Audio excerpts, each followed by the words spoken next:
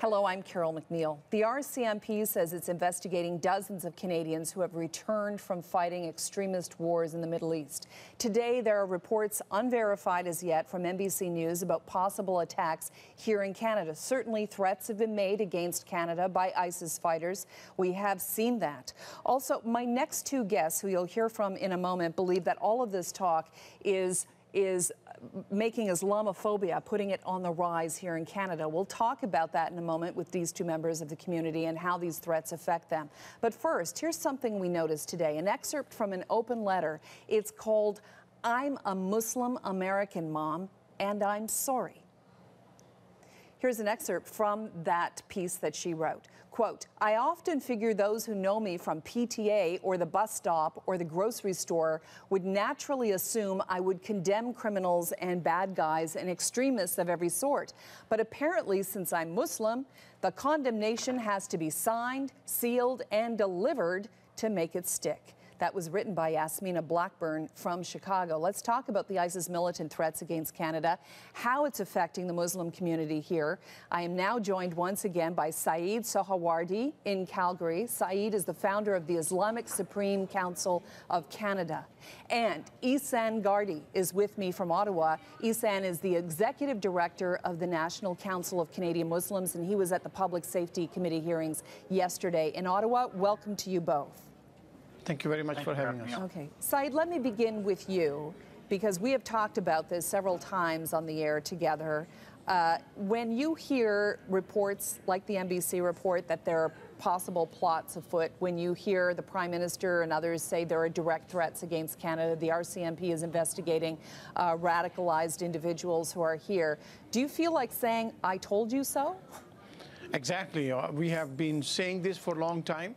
ISIS has been threatening to Canada directly. There has been a video from ISIS, from Mohammed Shardan.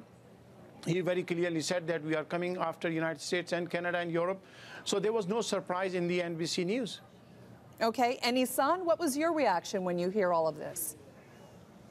Well, thank you again for having me on. And I think that, this is a serious issue, and it's something that Canadian Muslims take very seriously. I'm glad that this committee was convened yesterday to hear from law enforcement agencies. I think it's important to have that perspective. This is something that the Muslim community takes very seriously. Of course, there's an additional layer of concern in that there's a concern about backlash as well against Canadian Muslims, about their fellow citizens looking at regular average Muslims and seeing them as somehow responsible. But at the same time, that said, I want to say that, as you mentioned, I was at the committee hearings yesterday listening to the heads of the RCMP and CSIS tell Canadians that they should go about their everyday lives and that they, as security agencies, would remain vigilant to ensure our safety. Okay. As we were talking about this, and as I was reading this letter, it occurs to me that it seems that members of the Muslim community in Canada are hit in two ways. As you just said, Ihsaan, the suspicion of where you stand on things, the backlash. And Saeed, how is that backlash manifested in your life? Have you witnessed the Islamophobia backlash? Absolutely. It is on the rise. Islamophobia is on the rise. I have received myself direct threats, and just about 3 weeks ago, there was a woman who tried to hit me with her car, and the emails, the phone calls, the conversation.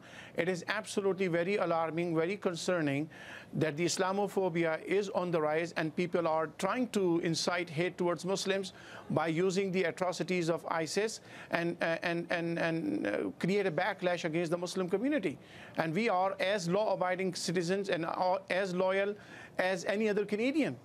And then the Muslims have been seen as suspicious, and then their loyalty has been challenged by some Islamophobes, and it is on the rise, and this is definitely very alarming for all of us. Ihsaan, have you seen the same thing?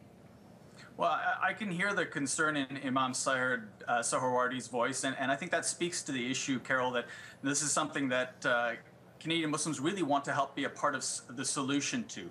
Our perspective is that the government needs to approach this issue from a variety of different angles. We can speak to it from the perspective of Muslim communities, and the Muslim community is active and engaged in doing its part to challenge the ideology of violent extremism. What's being done? I mean, is it talked about in the mosques? Are the imams taking it on in the mosques? I mean, how are you dealing with radicalization? Certainly, the imams and community leaders continue to speak out against it. Just 10 days ago or 15 days ago, there was a conference held in Calgary, which I attended, regarding how to proactively counter violent extremism and terrorism. And there are other initiatives going on. For example, we just released a handbook as well with the Islamic Social Services Association in partnership with them and in collaboration with the RCMP in regards to what Canadian Muslims can do to actively combat this issue, signs and symptoms that may indicate that people they know, their loved ones, may be susceptible to these ideologies or becoming engaged in these activities, and really what to do from a practical level. So a number of things are being done, Carol, but obviously more can and always should be done. Saeed Sohrawardy, is it working? It is working up to a certain limit, but the thing is, what Brother Ihsaan has mentioned, this is done by the community. But in my opinion, in a very large Muslim community opinion, that government has failed to prevent what is happening now. I mean, the intelligence agencies has not taken the preventive strategy towards the recruitment, and recruitment has been taking place for the last 2-3 years in Canada under our noses. Government failed to stop those people who travel to Turkey and and Iraq and Syria. Government failed to stop those people who were brainwashed in Canada and they traveled there.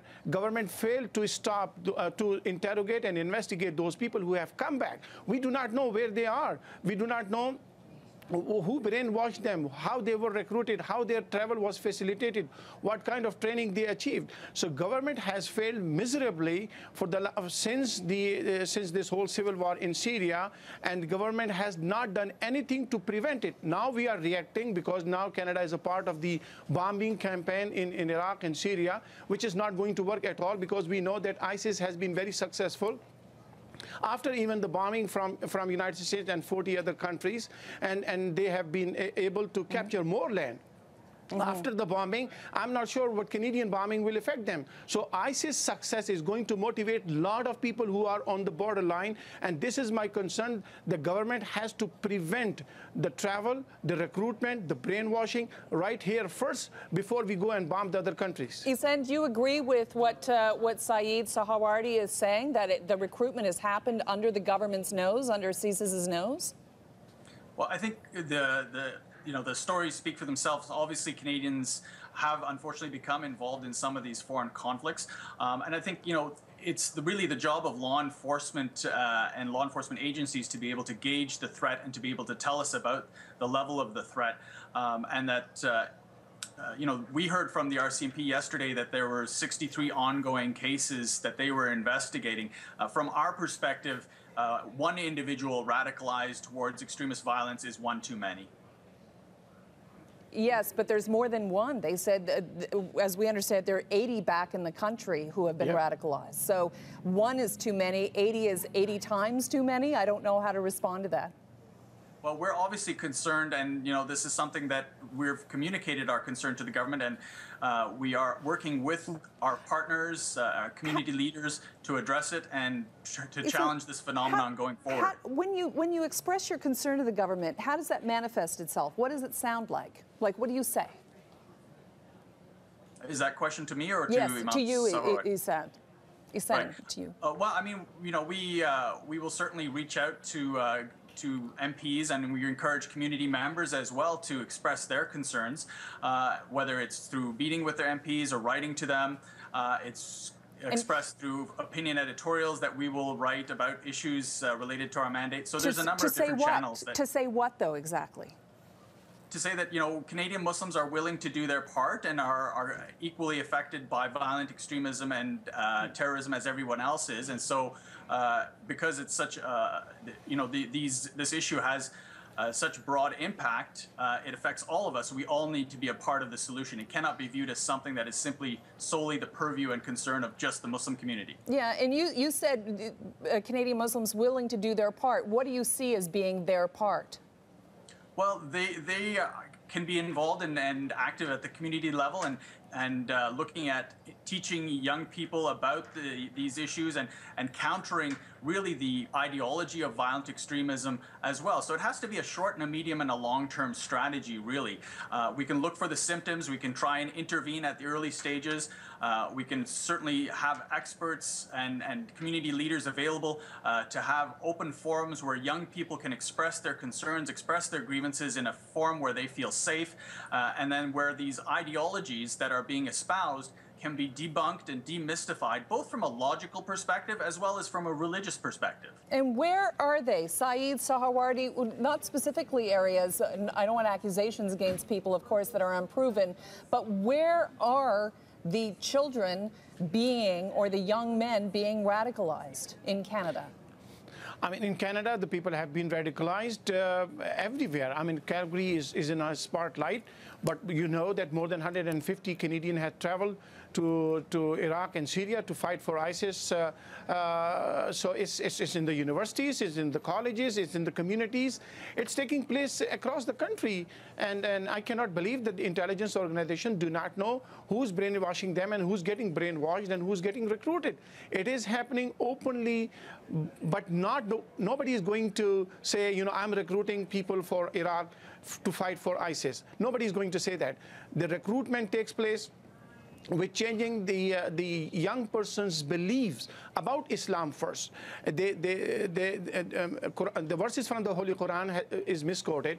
The teachings of the Prophet Muhammad, peace be upon him, has been misquoted. And then the brainwashing takes place from changing the belief system of a person, trying to radicalize it and set his mind towards hate, in order to hate to those people who disagree with them. This hate mongering, this hate propaganda, this brainwashing is taking place under our noses, in places of worship, in the communities, in the universities, under lectures, under the seminars, and it is happening across the country.